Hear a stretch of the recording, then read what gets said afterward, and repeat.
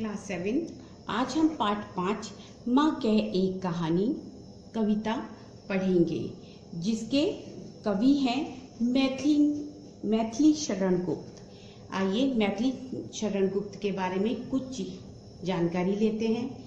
राष्ट्र कवि मैथिली शरण गुप्त का जन्म 3 अगस्त 1885 को चिरगांव झांसी में हुआ। वे खड़ी बोली के प्रसिद्ध कवि हैं। उन्हें साहित्य जगत में दद्दा नाम से पुकारा जाता है। उनकी कृति भारत भारती 1912 भारत के स्वतंत्रता संग्राम के समय में काफी प्रभावशाली सिद्ध हुई।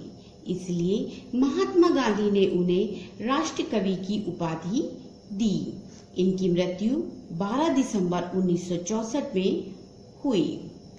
सम्मान या पुरस्कार: हिंदू अकादमी पुरस्कार पद्म भूषण 1954 में इन्हें दिया गया।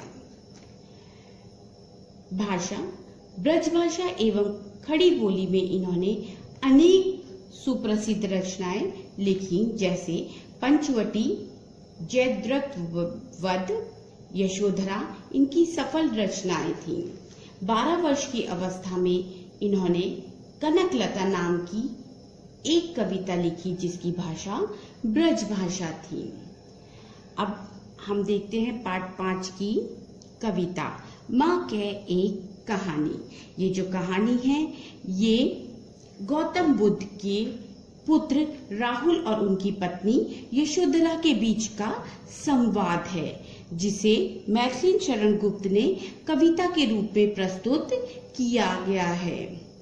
पुत्र के कहानी सुनने की हट पर यशोदा अपने पुत्र को उसके पिता गौतम बुद्ध के जीवन की एक कथा सुनाती है, जो कथा किस पर आधारित है? सिद्धार्थ और उनके भाई सिद्धार्थ यानी गौतम बुद्ध का नाम सिद्धार्थ था, राजा सिद्धार्थ और उनके भाई देवदत्त की कहानी है।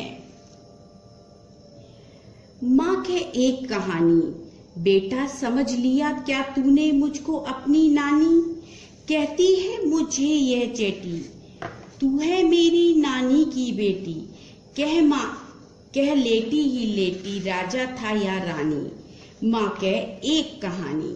यहाँ पर पुत्र अपनी माँ से कहानी सुनने की हट कर रहा है। हट माने जिद कर रहा है। माँ कह एक कहानी कि वह अपने माता से लेटा लेटा कहता है कि माँ मुझे एक कहानी सुना। माँ उस बात का उत्तर देती है, बेटा समझ लिया क्या तूने मुझको अपनी नानी? क्या तूने मुझको अपनी नानी समझ लिया? क्योंकि कहानी नानी या दादी यही लोग सुनाते हैं। तो उसने कहा कि मैं तो तुम्हारी माता हूँ, नानी नहीं, तो मैं तुमको कहानी क्यों सुनाऊं?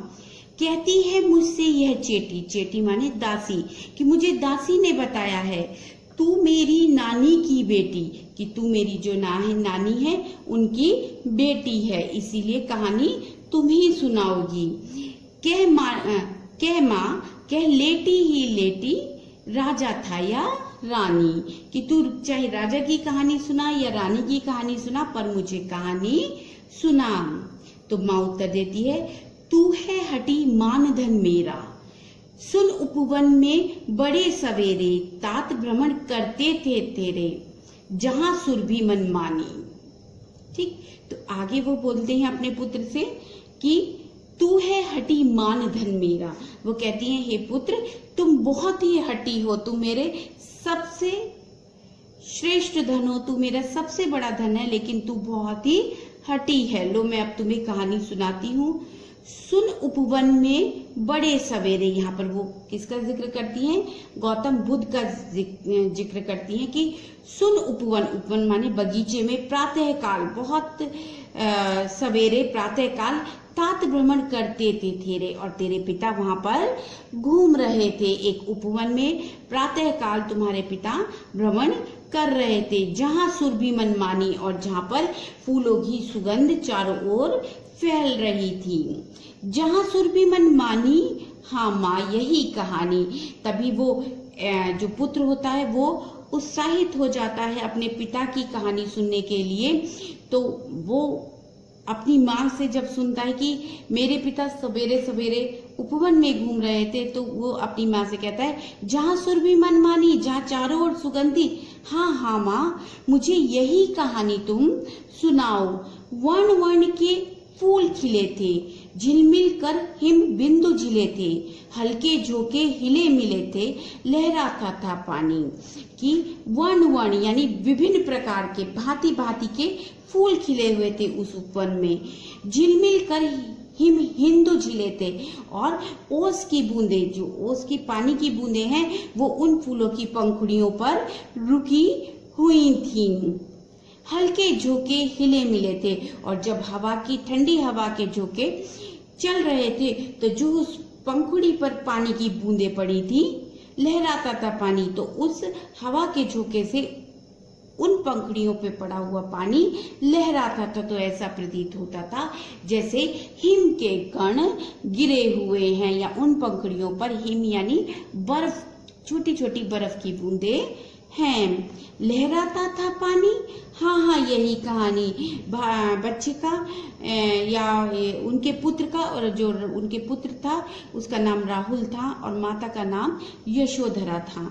तो जो राहुल होता है उसकी उत्सुकता बढ़ती है और अपने पिता के बारे में और जानने की उत्सुकता बढ़ती है, क्योंकि उसने बचपन से ही अपने पिता को नहीं देखा होता, क्योंकि बचपन के समय में, उसके जन्म से पहले ही उसके पिता गौतम बुद्ध सत्य की, जीवन के सत्य की खोज में महल छोड़कर, राज्य वगैरह सब छोड़कर चले गए होते हैं। ना उन्होंने अपने पुत्र को देखा होता और ना ही पुत्र ने पिता को देखा होता।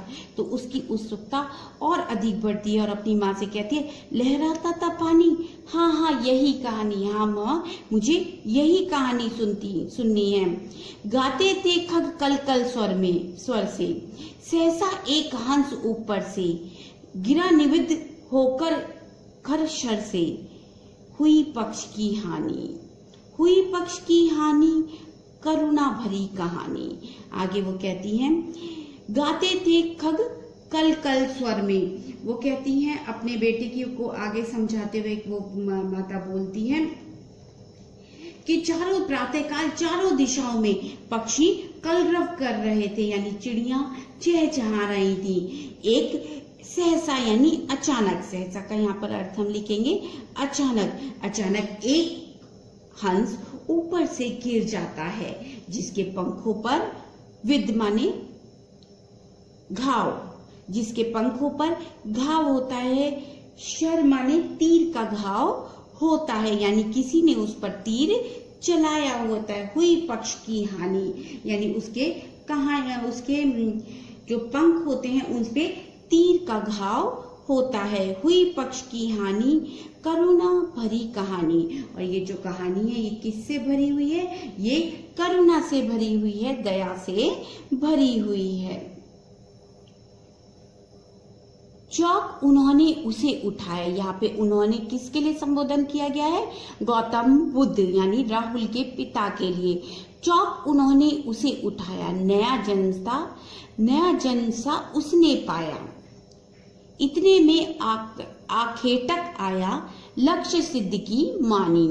चौक उन्होंने उसे उठाया यानी उन्होंने उसे उठा लिया। किसे उठा लिया? पक्षी को अपनी गोद में उठा लिया और उनके छूते ही जैसे ही उन्होंने उसके घाव को साफ किया, घाव यानी जो उसके चोट लगी थी उसको साफ किया, नया जन्म सा उसने पाया। कि गौतम बुद्ध के हाथों में आते ही उस पक्षी को जैसे नया जन्म मिल गया। इतने में आखेटक आया, आखेटक मतलब शिकारी, यानी जो शिकारी था वो वहां आ गया। और वो शिकारी कौन था? देवदत्त, जो गौतम बुद्ध का भाई था। लक्ष्य सिद्धि का मानी, और उसको अपनी लक्ष्य सिद्धि पर जो उसने निशाना लगाया वो सही निशाना उस पक्षी पर लगा, इसका उसे बहुत अभिमान था और वह वहां पर गौतम बुद्ध के पास आ जाता है। लक्ष्य सिद्धि की मानी, कोमल कठिन कहानी। और वह क्या करता है कि लक्ष्य सिद्धि की मानी, वो इस अभिमान में होता है कि उसने जो लक्ष्य भेदा था वह सही लगा। कोमल कठिन कहानी, यहाँ पर कोमल किसे कहा गया है? गौतम बुद्ध को। और कठिन किसे कहा गया है? शिकारी यानी देवदत्त को। ये किसकी कहानी है? कोमल दयालु हृदय और कठिन कठोर हृदय की कहानी है। मांगा उन्होंने आहत पक्षी, तेरे तात किंतु थे रक्षी।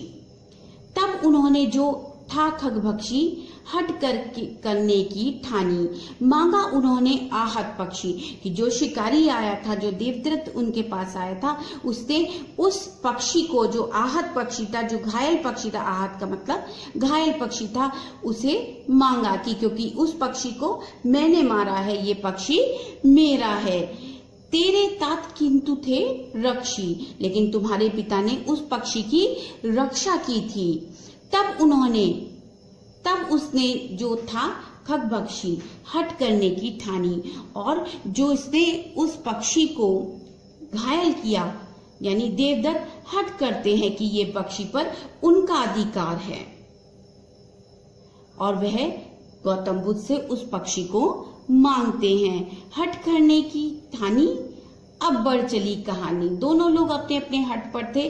गौतम बुद्ध उस पर दया के कारण हट पर थे कि इस पक्षी की मैंने जान बचाई है, इसलिए ये पक्षी मैं तुमको नहीं दूंगा। और देवदत्त इस हट में थे कि ये पक्षी का शिकार मैंने किया है, तो ये पक्षी पर अधिकार मेरा है। अब बढ़ चली कहानी। अब ये कहानी आगे की ओर बढ़ चली। हुआ विवाद सद्य निर्णय में, यानी दोनों के बीच में विवाद होता है, यानी मतभेद होता है। दोनों अपने अपने तर्क रखते हैं, एक कोमल हृदय और एक निर्दयी। यहाँ पर निर्दयी देवदत्त को कहा गया है जो शिकारी है, और सहृदय किसे कहा गया है? सदैव क्या कहा गया है? गौतम बुद्ध को। अभय आग्रही थे स्व विषय में, और दोनों ही अपने अपने विषय में आग्रह कर रहे थे कि ये पक्षी मेरा है। गई बात तब न्यायालय में, यानी इन दोनों का जो मतभेद था वो कहाँ पहुंच गया? राजा के समक्ष प्रस्तुत हो गया। सुनी सभी ने जानी, और जब ये न्यायालय में पहुंच गए, बात जब राजा के समक्ष पहुंच गई, तो वहां पर जितने लोग मौजूद थे, जितने दरबारी लोग मौजूद थे, जितने सिपाही थे, सब लोगों ने उस कहानी को सुनी, सब लोगों ने जानी। सुनी सभी ने जानी, व्यापक हुई कहानी। जितने भी लोगों ने इस कहानी को जाना, और ये व्यापक माने विस्तृत, यानी बड़ी, विस्तृत हुई कहानी, और ये कहानी बढ़ती चली गई। राहुल तू निर्णय कर इसका, न्याय पक्ष लेता है किसका? तभी माँ अपने पुत्र की बुद्धि की परीक्षा लेती है। वो उसके पिता का उदाहरण देती है, उसके पिता के जीवन के सत्य से उसे अवगत कराती है, उसको बताती है कि उसके पिता कितने गुणवान थे, कितने अच्छे थे, और अपने पुत्र की बुद्धि की परीक्षा लेना चाहती है माँ यहाँ। राहुल तू निर्णय कर इसका, ये राहुल है मेरे पुत्र, अब तू ही इसका निर्णय कर। न्याय पक्ष लेता है किसका? कि किसके पक्ष में न्याय होना चाहिए। यहाँ पर एक माता अपने पुत्र की परीक्षा ले रही है कि वो क्या निर्णय देता है इस कहानी को सुनकर।